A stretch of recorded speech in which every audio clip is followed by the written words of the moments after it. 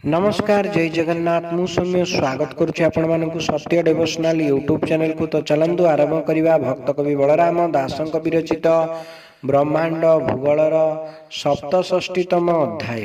अर्जुन उवाच पुणी अर्जुन विनय रे पड़ई कृष्णर पय रे जे पूर्व काले अवतारे धइले शुकर रूप रे पृथ्वी दंतरे धइले ताहा उपरे उभा हेले ए वाक्य कह दामोदर पृथ्वी तो दंते सुंदर।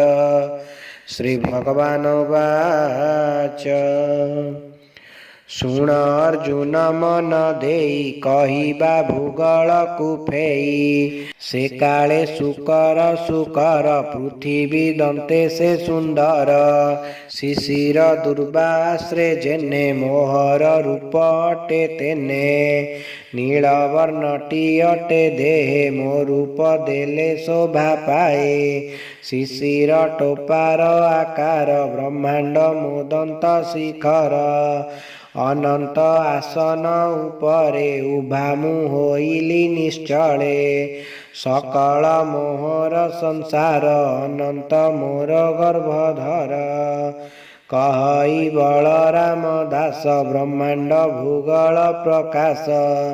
इति श्री ब्रह्मांड भूगोल वर्णने हरि अर्जुन संवादे सप्तषष्टितम अध्याय समाप्त। जदि आपण मानक आमर ये भिडियोटी भल लगी तेज आम चैनल को लाइक शेयर सब्सक्राइब करने को अनुरोध। जय जगन्नाथ जय पंचसखा।